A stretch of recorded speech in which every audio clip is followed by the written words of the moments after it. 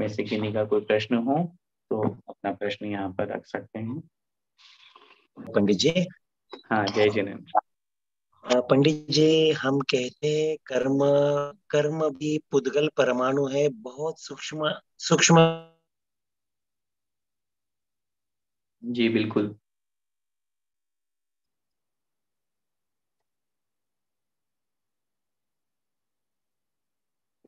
आपकी आवाज नहीं आ रही चंद्रगुप्त भैया। तो हम कर्म विनाश ना ऐसा कहते हैं, ये कहाँ तक सही है? क्योंकि हम फिर से अष्ट बोलिए, द्रव्य बीच में चलाते हैं। आपकी आवाज ब्रेक हो गई थी, आप फिर से बोलिए। कर्म परमाणु एकदम सूक्ष्म है, और सूक्ष्म इतने सूक्ष्म है कि हमारे पकड़ में नहीं आते। तो जैसे साइंस की थ्योरी कहती है, item can neither be created not to be destroyed. और तत्वार स्तोत्र में भी आते हैं, आनव स्कंदाश्च। अणु का ही स्कंद ही हमें दिखता है, अणु तो दिखता ही नहीं है वैसे भी। जैसे आपने मैदे का ये एक छोटा सा दिया, जो हमें चक्षु में दिखते हैं। लेकिन हम पूजा करते हैं तब बोलते हैं कर्म नाशनाय विनाशनाय, कर्म दहनाय, अष्ट कर्म दहनाय। तो ये कहाँ तक सही है? कर्म विनाश होते हैं या कर्म झड़ जाते हैं, या निर्जरा हो जाती है उनकी? देखिए, बिल्कुल ठीक आपने प्रश्न किया। सबसे पहला सिद्धांत तो यही समझना चाहिए कि हमें अपनी आंखों से जो एक छोटा सा कण भी दिखाई दे रहा है, वो जो एक कण है, वो जो एक कण है, वो एक कण भी असंख्यात अणुओं से मिलकर के बना हुआ स्कंध है। ठीक है, अब वो असंख्यात अणुओं से मिलकर के बना हुआ है तो वो भी बहुत मुश्किल से हमें दिखाई दे रहा है, फिर उसके असंख्यात टुकड़े होंगे तो फिर दिखाई देने का तो सवाल ही नहीं है।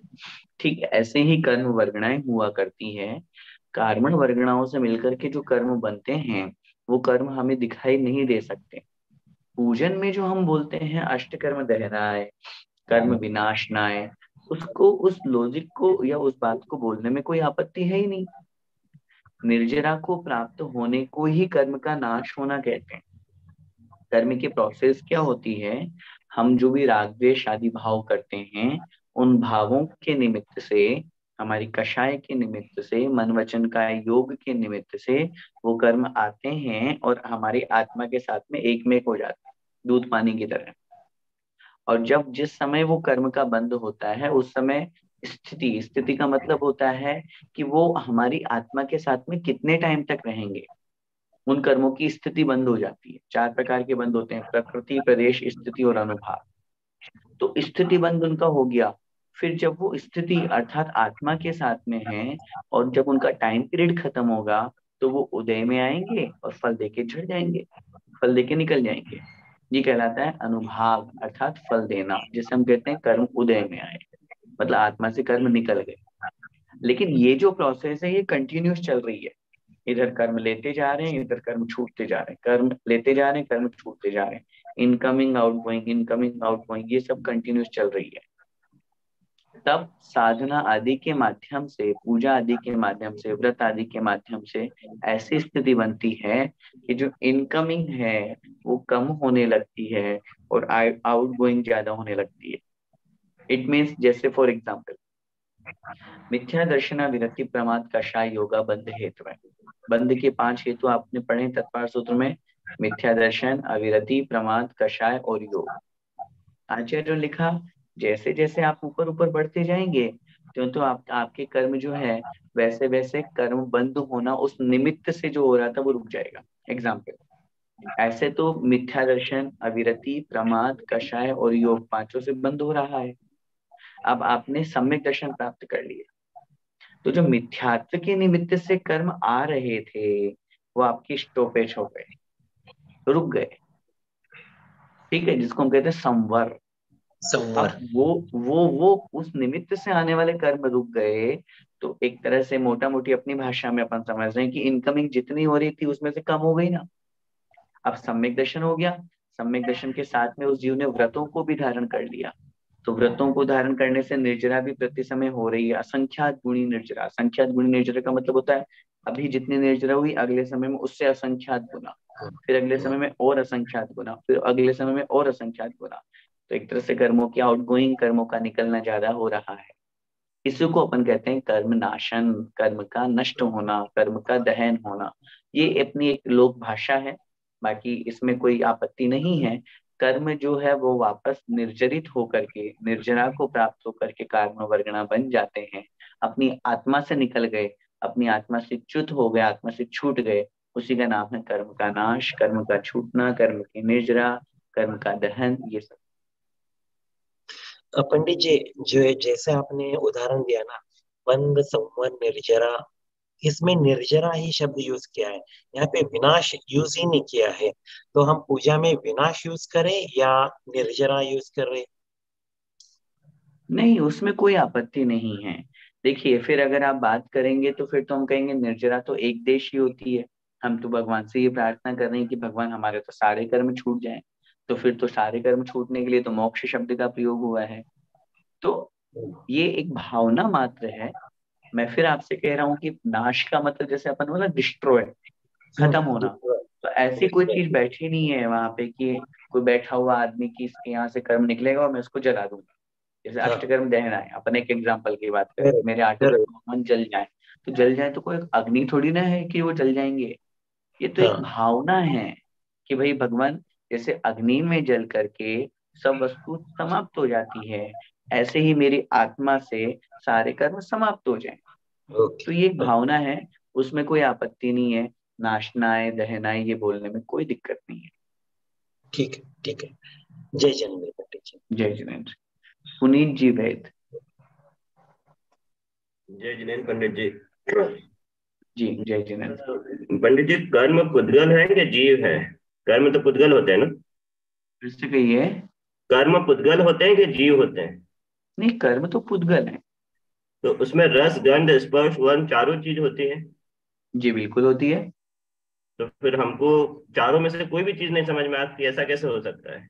ना तो हमको रस समझ में आ रहा है उसका, ना स्कंद समझ में आ रहा है, ना गंध समझ में आ रहा है, ये ना समझ वर्ण। समझिए, प्रश्न आपका बहुत अच्छा है, थोड़ा सा सूक्ष्म प्रश्न है। पहले मैं प्रश्न को आप लोगों के बीच में समझा देता हूँ। कर्म, आपका प्रश्न है कि कर्म जो होते हैं वो, पहली बात तो पुद्गल हैं। और पुद्गल जो होता है ये नियम से 100% स्पर्श रस गंध वर्ण बनता है पुद्गला। कि जो भी पुद्गल होगा उसमें स्पर्श, रस, गंध और वर्ण, ये चार चीजें तो पाई ही जाएंगी, होंगी ही होंगी, 100% होंगी। ठीक। अब क्वेश्चन आपका वाजिब है कि जब कर्म में स्पर्श रस गंध वर्ण है, तो फिर हमें चारों में से कोई एक तो पकड़ में आना चाहिए। आंसर अभी जो मैंने पहले थोड़ी देर पहले दिया था वो यही होगा। क्योंकि ये बहुत सूक्ष्म है, बहुत सूक्ष्म है। हमें न आंखों से दिखाई दे सकते हैं, न हम इनको स्पर्श कर सकते हैं, न इनका स्वाद हमें पता चल सकता है, और न इनको हम देख सकते हैं। इसीलिए होता जरूर है, लेकिन सूक्ष्म होने के कारण से हम इन्हें नहीं जान पाते।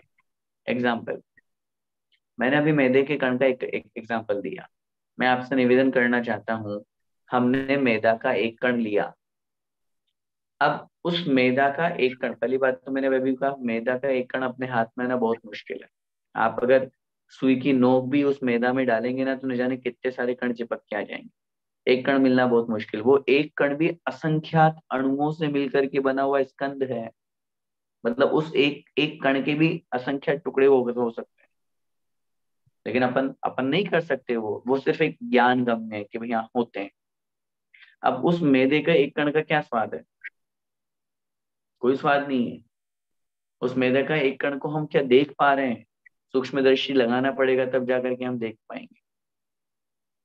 क्या हम उसको स्पर्श कर पा रहे हैं, अनुभव कर पा रहे हैं? रख दीजिए आप अपनी हथेली पे, क्या हम उसको फील कर पा रहे हैं? नहीं हो पाता। तो मेरा कहने का मतलब ये है, स्कंद ही ये सब चीजों के अनुभव में आ पाता है। जो अणु होते हैं, परमाणु होते हैं, सूक्ष्म चीजें होती हैं, उनको हम फील नहीं कर सकते। लेकिन ये एक, अपने को एक यूं समझना चाहिए कि विश्वास करना होगा। जैसे एक बात मैं आपको कहूं, आचार्यों ने स्वयं शास्त्रों में इस बात के लिए कहा है। आचार्य भगवंत समंत भद्र स्वामी महाराज एक बहुत बड़े आचार्य भगवंत हुए। उन्होंने एक पुस्तक लिखी, देवागम स्तोत्र, आत्ममीमांसा। उन्होंने उसमें एक श्लोक लिखा, सूक्ष्मांतरित दूरार्था प्रत्यक्षा कस्यचित् यथा अनुमेयत्व तो ज्ञाति रीति सर्वज्ञ संस्थिति। उन्होंने वहां पर तीन चीजों की चर्चा करी, सूक्ष्म, अंतरित और दूर। उन्होंने कहा इन तीन चीजों में हम अपना लॉजिक नहीं लगा सकते।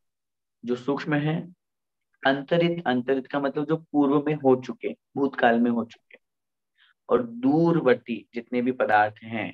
अब आप एग्जाम्पल सुमेरु पर्वत की अपन बात करते हैं। हाँ, सुमेरु पर्वत होता है, भगवान का जन्माभिषेक होता है, पांडुशिला है। अब आप कहें दिखाओ कहाँ है, तो हम क्या बोलेंगे कि भैया वो तो देखने में आता ही नहीं है, हम तो भरत क्षेत्र में रहते हैं, वो विदेश क्षेत्र में है। अभी तो हम भरत क्षेत्र के आधे खंड के एक टुकड़े में पूरा का पूरा विश्व है, हम कहीं जा ही नहीं सकते, शक्ति नहीं है, तो वहां कैसे दिखाएं। आप बोलेंगे स्वर्ग नरक होते हैं कि नहीं होते, क्या पता। भोग भूमिया होती कि नहीं होती, क्या पता, कैसे दिखाएं। तो आंसर आचार्य ने दिया, ये दूरवर्ती पदार्थ, इन्हें हम अपनी प्रत्यक्ष आंखों से नहीं देख सकते। सेकंड पॉइंट उन्होंने कहा अंतरित। अंतरित का मतलब था जो पूर्व में हो चुके हैं, इट मीन्स राम रावण आदि। अब आपको आचार्य कुंद कुंद महाराज हुए और उन्होंने ये शास्त्र लिखे, अरे हम कैसे मान लें हुए कि नहीं हुए। शांति सागर महाराज, एक एग्जांपल समझो, अपन जितने लोग यहाँ पर बैठे हुए हैं, I think, I I don't know, I think कि किसी ने शांति सागर महाराज के दर्शन नहीं किए होंगे प्रत्यक्ष। अब कोई ये एग्जाम्पल दे, पता नहीं हुए हैं कि नहीं हुए। तो जो चीज प्रत्यक्ष है उसी को तो देख पाएंगे, जो पूर्व में हो चुका उसको हम कहाँ से आपके सामने ला करके दिखाएं। आप कहें आलू के एक कण में अनंत अनंत जीव होते हैं, आलू के एक कण में, अब दिखाओ, माइक्रोस्कोप लगा लो या माइक्रोस्कोप का बहुत बड़ा माइक्रोस्कोप लगा लो तो भी नहीं दिख सकते। क्यों? बहुत सूक्ष्म है। तो जैसे एग्जाम्पल मैं हमेशा देता हूँ, आपने अपने दादाजी को देखा पुनीत भैया? नहीं। तो थे क्या? कैसे थे? हैं? आपने देखा ही नहीं, फिर कैसे माने कि थे? आंसर मिलेगा, भाई दादाजी के पिताजी थे तभी तो दादाजी आए। उनका भी कोई ना कोई जनक था, उनको भी कोई ना कोई उत्पन्न करने वाला था, उनको भी कोई ना कोई उत्पन्न करने वाला था। ठीक ऐसे ही ये परंपरा चलती है कि जैसे हमको किसी ने उत्पन्न किया है, उनको भी किसी ने जन्म दिया है, उनको पिताजी को भी किसी ने जन्म दिया है।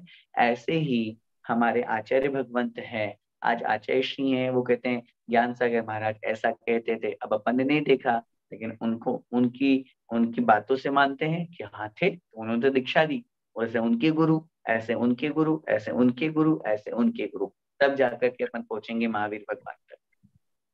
ऐसे ही सारी चीजें, जो तीन चीजें हैं, तो आचार्यों ने लिखा इन तीन चीजों के बारे में अपन प्रत्यक्ष नहीं जान सकते, इनको तो अपन अनुमान प्रमाण से ही जान सकते हैं। और जब उन्होंने ये स्पष्ट, कोई अगर ये लॉजिक कोई तर्क ये देता है कि नहीं हम कैसे मान लें, क्या पता उन्होंने सही लिखा कि झूठ लिखा, तो उन्होंने आचार्यों ने एक ही बात कही, जब आपको शास्त्रों में लिखी हुई 95% बातें बिल्कुल सच है, प्रत्यक्ष दिख रही है, होती है, तो फिर आचार्य महाराज 5% बातें झूठ क्यों लिखेंगे, मन से क्यों लिखेंगे? इसका मतलब हमारा ज्ञान कमजोर है, हमारी इंद्रियां कमजोर हैं, जो हम वहां तक नहीं पहुंच पा रहे हैं। लेकिन जिनकी इंद्रियां महत्वपूर्ण होती है, अब जैसे अपन 64 रिद्धियों की बात करते हैं, दूर दर्शनत्व बुद्धि रिद्धि, दूर स्पर्शत्व बुद्धि रिद्धि, दूर श्रवणत्व बुद्धि रिद्धि। कैसे वहां लिखा चक्रवर्ती ने, चक्रवर्ती जब अपने महल की छत पर खड़ा होता है तो सूर्य के अंदर विराजमान अकृत्रिम चैत्यालयों के दर्शन कर पाता है, उसकी आंखों में इतनी शक्ति होती है। 47,263 योजन दूर सूर्य के अंदर विराजमान अकृत्रिम चैत्यालय को देख पाता है, तो उसकी आंखों में शक्ति है इतनी, हमारे में नहीं है। हमको 10 फुट से आगे नहीं दिखता, किसी को 20 फुट से आगे नहीं दिखता, किसी को 2 फुट से आगे नहीं दिखता, उसको चश्मा लगाना पड़ता है। तो ये सारी की सारी जो चीजें होती हैं, ये हमारी शक्ति के ऊपर डिपेंड है। अब वर्तमान में हमारे पास ऐसी शक्ति नहीं है कि हम इनको देख पाए, लेकिन जब रिद्धियां शक्तियां प्रकट हो जाती हैं तो उसके माध्यम से इन चीजों को जाना जा सकता है। एक और क्वेश्चन था, जब कर्म इतने सूक्ष्म होते हैं, हमको जानने में नहीं आते हैं, ठीक है, और कर्म पुद्गल है, जीव नहीं है, तो कर्म हमको सुखी और दुखी कैसे कर सकते हैं? हमको कर्म को खत्म करने के लिए, अब जैसे चंद्रगुप्त जी ने बोला था अष्ट कर्म दहना है, तो हमको कर्म को दहन करना या विनाश करने की हमको जरूरत ही कहाँ है? वो तो इतने सूक्ष्म है, वो इतने कमजोर है, वो उसकी तो कोई हमारे सामने वैल्यू ही नहीं है, तो हम उसको खत्म बिल्कुल, करने क्यों करते हैं? बिल्कुल ठीक है। ये बात आपने बिल्कुल ठीक कही है कि हमारे सामने उसकी कोई वैल्यू नहीं है, लेकिन कहीं ना कहीं वो कर्म बलवान है। हम अभी संसारी जीव हैं और संसारी आत्मा के साथ में जब कर्मों का संबंध जुड़ा हुआ होता है, उस समय यह आत्मा उन कर्मों के अनुसार चलती है। एग्जाम्पल, अभी हम मनुष्य हैं, ये हमें कौन फील करा रहा है? ये मनुष्य गति का कर्म फील करा रहा है कि हम मनुष्य हैं। हम इस मनुष्य आयु में कब तक रहेंगे? जब तक कि हमारी मनुष्य आयु है। हम अगले आयु का बंद करेंगे, हम कहाँ जाएंगे? जहां हमने आयु का बंद किया है। ये आयु क्या है? ये कर्म का नाम है। हमें नॉलेज कम हो पा रही है, हम पढ़ रहे हैं, बहुत दिमाग लगा रहे हैं, दिन रात पढ़ाई कर रहे हैं, लेकिन फिर भी कमजोर है, दिमाग चल नहीं चल रहा है। ये कौन कर रहा है? अंदर से बैठा हुआ हमारा ज्ञानावरण कर्म है। कहने का मेरा मतलब ये है, कर्म बहुत सूक्ष्म है, लेकिन कर्म की शक्ति सूक्ष्म नहीं है। साता वेदनीय का उदय होगा तो हमें सुख मिलेगा, ये कर्म निमित्त है। आचार्यों ने शास्त्रों में स्पष्ट रूप से लिखा और फील हो भी रहा है। मैंने आपको पहले भी कहा, न केवल शास्त्रों के अनुसार, अपितु वर्तमान में ये जितने भी चेंजेस हमको दिखाई दे रहे हैं या होते हैं या कहीं भी हैं, कर्म निमित्त हैं। अगर कर्म को नहीं मानेंगे तो मैं आपसे पूछना चाहता हूं, तो फिर सांसारिक व्यवस्था कैसे चलेगी? कोई नहीं छोटा है, कोई बड़ा है, कोई अमीर है, कोई गरीब है, कोई काला है, कोई गोरा है, ये चेंजेस कहाँ से आया? नहीं, इसको कर्म तो करने वाला कौन है? मेरा प्रश्न था कि कर्म हमको सुखी दुखी कर सकते हैं क्या? जैसे हमारे, अगर हम प्रथमा योग के उदाहरण देखेंगे, तो गज कुमार मुनि थे, समंत भद्राचार्य थे, सुकुमार थे, यशोधर थे, इनके ऊपर सबके ऊपर उपसर्ग आया, कर्म के उदय के कारण ही उपसर्ग आया ना, पर ये उसमें दुखी नहीं हुए। वो उस ठीक है, बिल्कुल ठीक है। था तब तो भी वो शक्ति दुखी थे। उनकी, हाँ, देखिए मैं वही कह रहा हूँ आपको, वही बात मैं आगे बढ़ा रहा हूँ कि जब धर्म और कर्म दोनों की बात आती है या आत्मा और कर्म दोनों की बात आती है, अभी हम और आपकी सिचुएशन में हमारे ऊपर कर्म हावी है। अभी हम कर्म को परास्त करने की ताकत रखते हैं।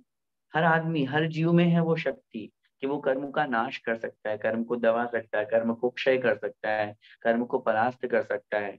लेकिन हर किसी में वो शक्ति प्रकट हो पाए ये जरूरी नहीं।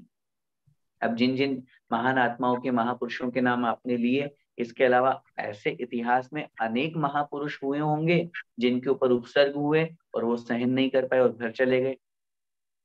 हुए होंगे, नाम नहीं आया सामने, क्यों? क्योंकि उन्होंने वो उपसर्ग सहन नहीं किए। एग्जाम्पल, आदिनाथ भगवान। अब आदिनाथ भगवान के साथ में 4000 राजाओं ने दीक्षा ली थी। हम सब जानते हैं इतिहास क्या हुआ। भूख प्यास सहन नहीं हुई, मुनि नहीं बन पाए, उपसर्ग सहन नहीं कर पाए, चले गए, वापस लौट गए घर पे। लेकिन मैं जैसे एक एग्जाम्पल समझ, आत्मा और कर्म का संबंध और आत्मा के साथ में कर्म कैसे खेल खेलते हैं? क्रिकेट खेलते हैं। बॉलिंग करने वाला हर बॉलर ये जानता है और ये चाहता है कि मैं हर बॉल में सामने वाले को आउट करूं। एक ओवर में 6 बॉल हैं और वो हर बॉल को इस कोशिश के साथ में फेंकता है कि मैं आउट करूंगा इसको। ठीक है, यही कोशिश रहती है ना। लेकिन क्या कभी ऐसा हो पाता है? हमेशा नहीं हो पाता। बैट्समैन जो खेल रहा है वो ये चाहता है कि मैं हर बॉल को बाउंड्री के पास पहुंचा। उसका खेलने का उद्देश्य यही है, मैं तो हर बॉल को 6 मारूंगा, मैं तो 36 रन बनाऊंगा 6 बॉल में। लेकिन क्या कभी ऐसा हो पाता है? नहीं हो पाता। ठीक ऐसी ही स्थिति आत्मा और कर्मों की है। कर्म चाहता है मैं इसको हर सिचुएशन में अपने अनुसार चलाऊं। हर सिचुएशन में मेरा तीव्र उदय आ रहा है, ये वैसा ही होना चाहिए। मेरा मंद उदय आ रहा है, ये ऐसा ही होना चाहिए। आत्मा ये चाहता है मैं कर्म को अपने अनुसार चलाऊं। मैं बड़ा हूं, मैं बलवान हूं, मैं कर्म को अपने अकॉर्डिंग चला सकता हूँ। इसका मतलब दोनों चाह रहे हैं, लेकिन दोनों के चाहने से दोनों काम नहीं हो पा रहे हैं। बैट्समैन जैसे ही कोई बहुत अजीब टाइप की बॉल आई या वो नहीं खेल पा रहा है, स्विंग बॉल आई, फास्ट बॉल आई, तो उसको प्लेस करके आगे बढ़ जाता है, समझदारी दिखाता है। ये नहीं कि सीधा उड़ाता है, उड़ाएगा तो उड़ाने के चक्कर में बोल्ड हो जाएगा। ऐसे ही जो समझदार आत्मा होगा वो विपरीत कर्म, जैसे अपन कहते हैं असाता वेदनीय पाप कर्म, इनके उदय आने पर समता परिणाम रखता है। कोई बात नहीं, मेरे ऐसे कर्म का उदय है, मुझे अभी ज्यादा कषाय नहीं करना है। और अगर कोई नासमझ होगा तो और गुस्सा करेगा, और ज्यादा बोलेगा, और ज्यादा कषाय करेगा, तो वापस नया कर्म बंधेगा, उसके ऊपर कर्म हावी होगा। और जब कोई कमजोर कर्म आएगा, उदय में आएगा, तो वो उस कमजोर कर्म के मंद अनुभाग में वो उसके ऊपर हावी होकर के या उसको दबा करके और अपना गुण प्राप्त कर लेगा। और एक महत्वपूर्ण बात जो मैं आपसे निवेदन करना चाहता हूँ, कर्मों में, उद्गल में जब आप भाव पढ़ेंगे, 5 प्रकार के भाव होते हैं, औपशमिक, क्षायिक, क्षायोपशमिक, औदैहिक और पारिणामिक। आपसे मैं प्रश्न करना चाहता हूँ, इन पांचों भावों में कौन से द्रव्य में कितने भाव होते हैं? ये आपने पढ़ा होगा तत्पर सूत्र के द्वितीय अध्याय में, या नहीं पता? नहीं पता। तो जीव में जो है, जीव के पांचों भाव है, औपशमिक, क्षायिक, क्षायोपशमिक, औदैहिक और पारिणामिक। आचार्यों ने लिखा पुद्गल के कितने भाव है इन 5 भावों में से? तो उन्होंने कहा 2 भाव, औदैहिक और पारिणामिक। अब प्रश्न ये बनता है कि और शेष 4 द्रव्यों में पारिणामिक भाव है, वो तो नॉर्मल सी बात है।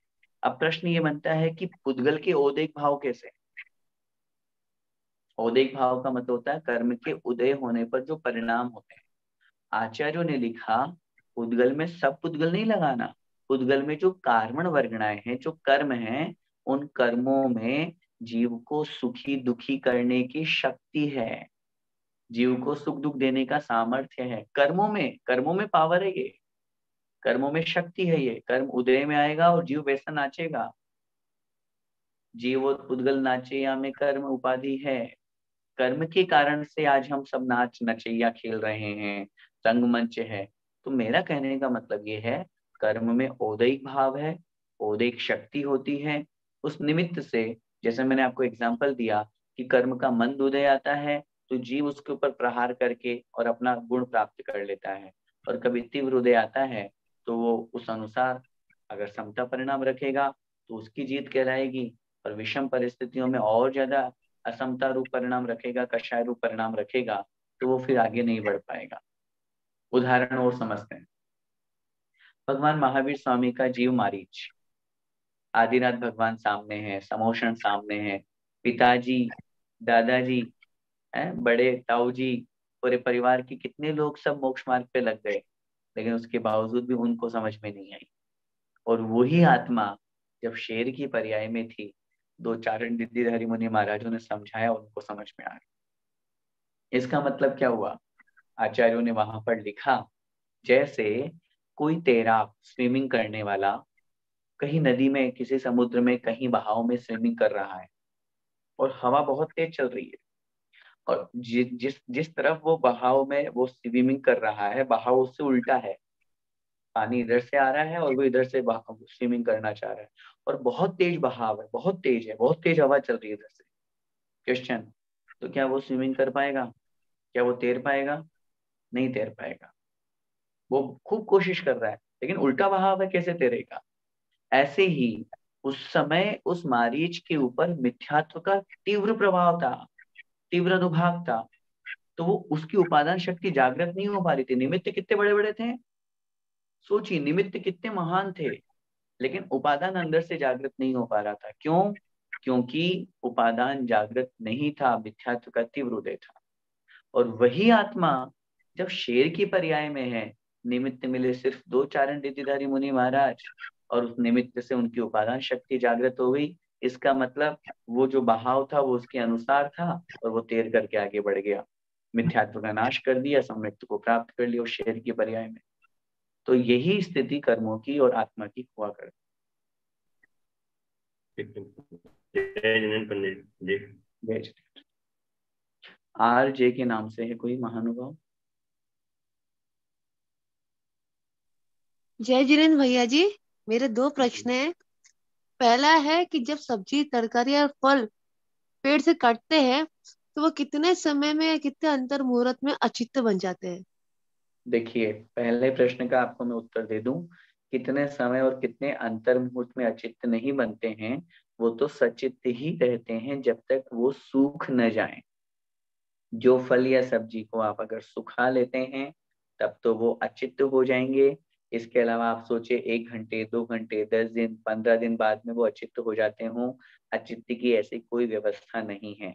आप उन्हें बॉईल करेंगे तब वो अचित्त बनेंगे। दो ही ऑप्शन है, या तो वो सूखें या फिर आप उन्हें बॉईल करें, गर्म करें, तब वो अचित्त हो पाएंगे, अदरवाइज नहीं।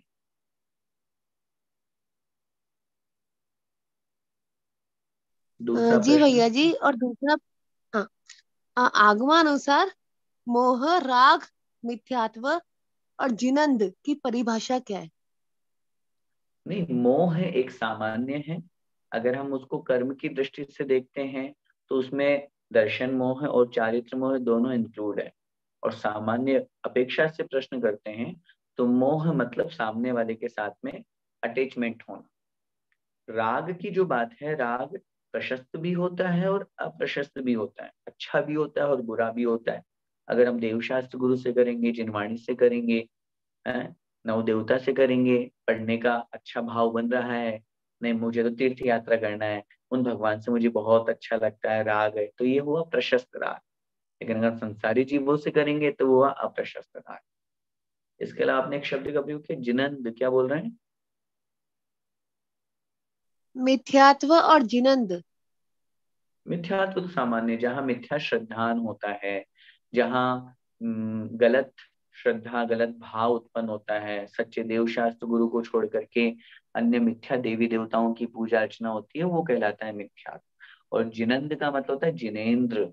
जिनेन्द्र भगवान का ही सामान्य लोक भाषा में जिनंद शब्द का प्रयोग किया जाता है।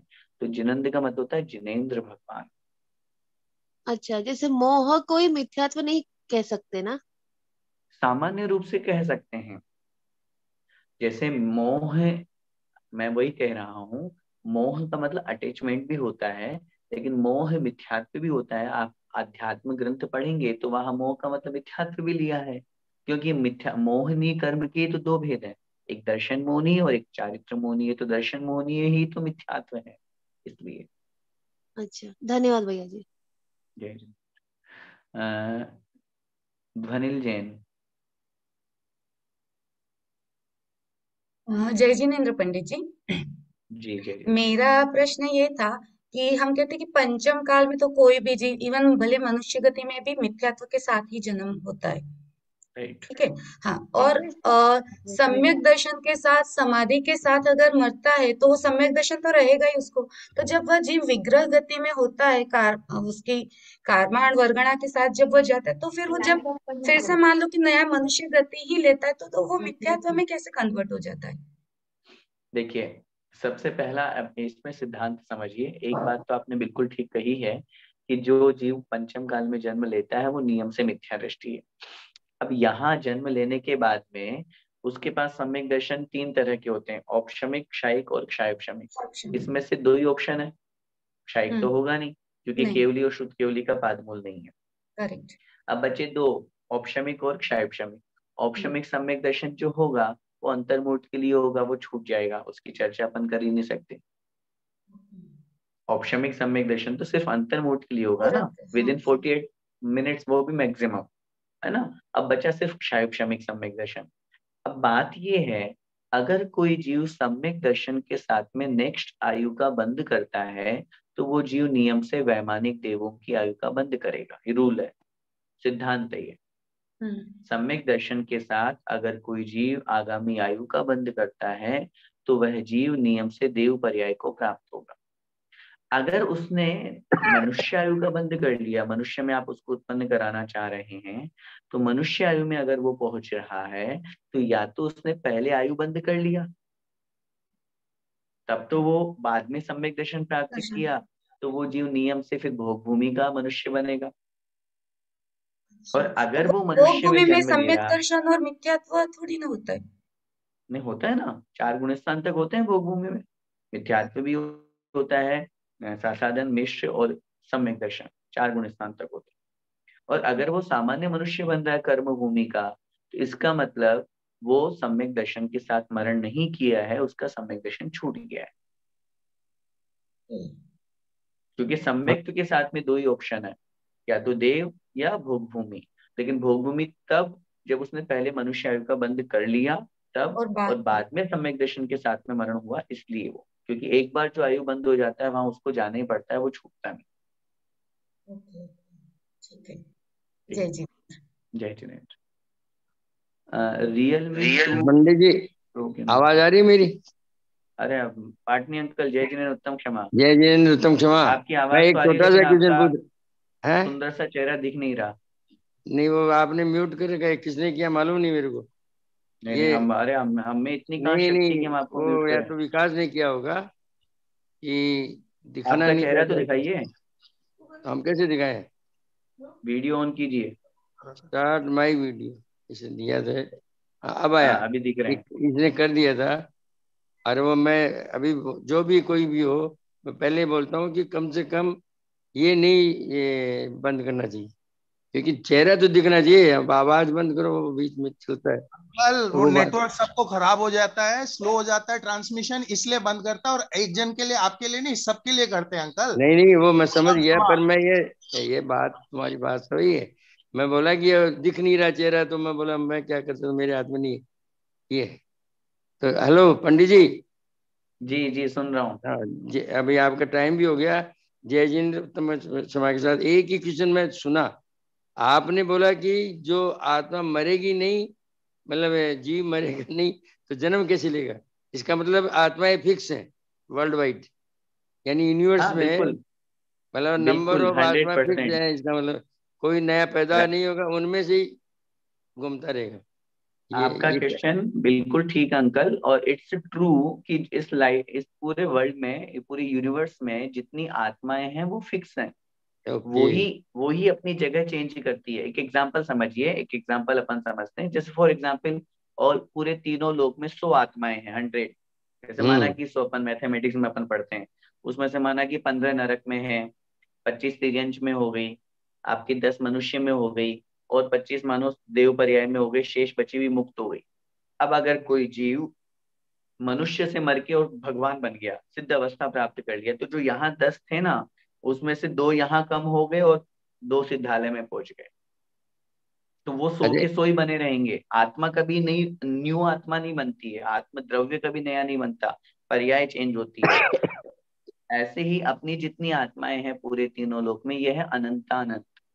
ये अनंतानंत आत्माएं उतनी ही रहेंगी, आत्मा कभी बढ़ती नहीं है, आत्मा की नहीं, तो पर्याय बढ़ती है। इसका मतलब ये हुआ, अगर मोक्ष में आत्माएं चली गई तो ये खाली होगा संसार।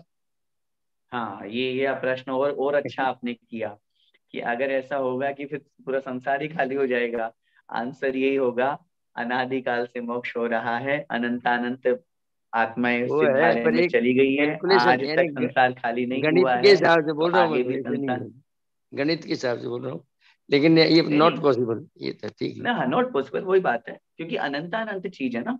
जो चीज अनंतानंत है, अनंतानंत की डेफिनेशन ये भी दी गई है कि जिसमें से खर्च होता रहे, इनकम नहीं हो, और निकलता रहे फिर भी कभी खत्म नहीं हो, उसको कहते हैं अनंतानंत।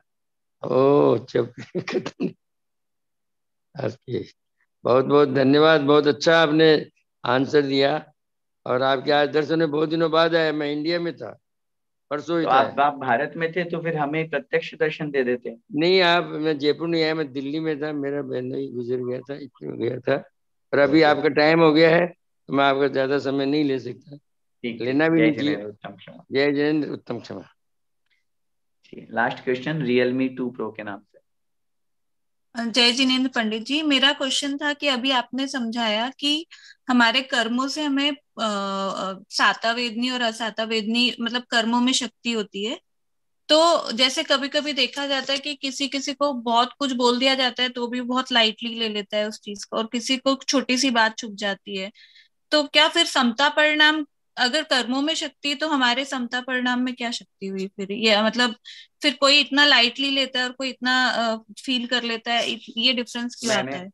मैंने उस बात को बताने के साथ साथ ये भी बताया था कि कर्मों की जो शक्ति है उस शक्ति के आगे वो शक्ति मंद है या तीव्र है। जैसे जो पुनीत भैया ने यहाँ क्वेश्चन किया था, तो मैंने एक एग्जाम्पल देकर के आपको समझाया था कि वो डिपेंड करता है कि वो कर्म की अनुभाग शक्ति कैसी है।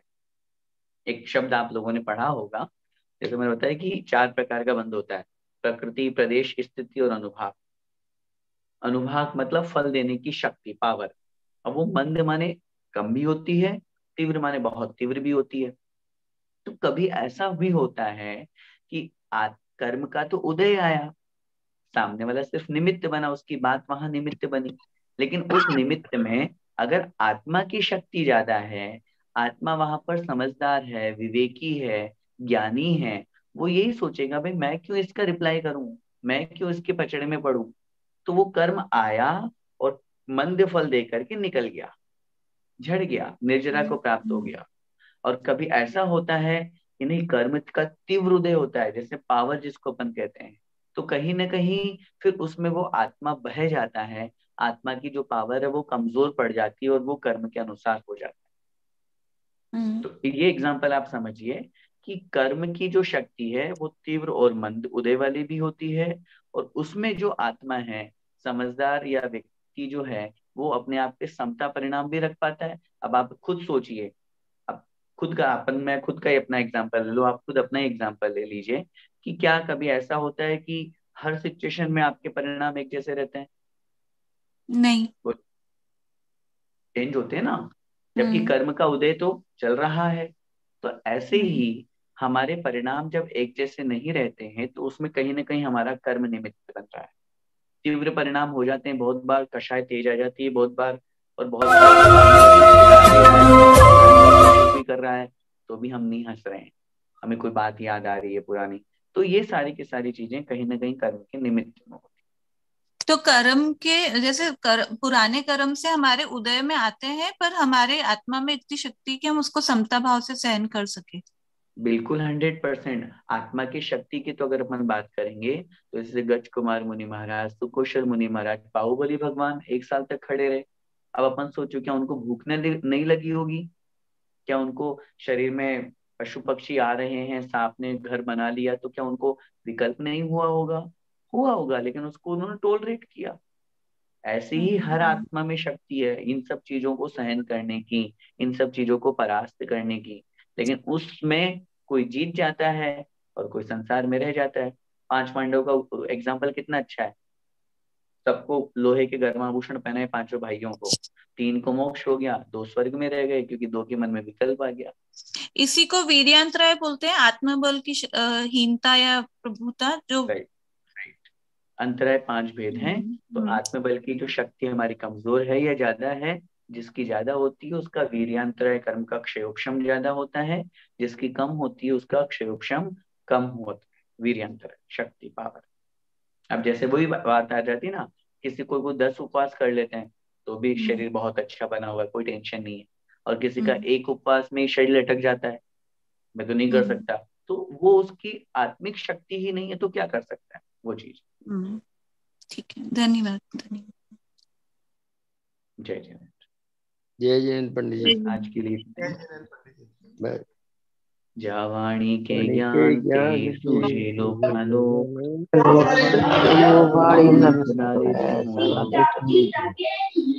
जनवाणी भारती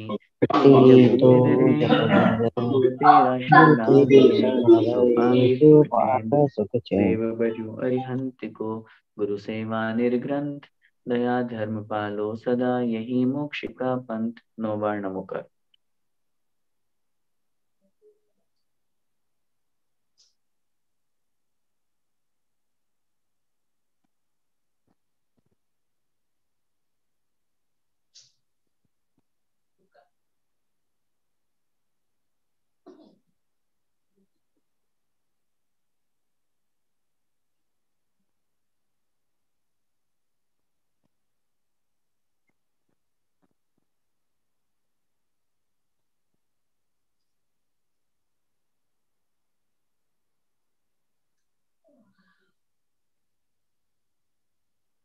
धन्यवाद भैया जी।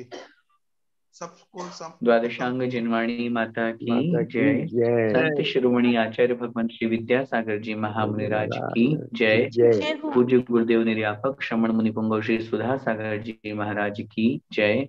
अढ़ाई दीपस्थ समस्त महामुनिराजों की जय। सभी को जय जिनेन्द्र। जय जय जिनेन्द्र। जय जिनेन्द्र। जय जिनेन्द्र। जय जिनेन्द्र। जय जिनेन्द्र उत्तम क्षमा। जय जिनेन्द्र उत्तम क्षमा। जय जिनेन्द्र।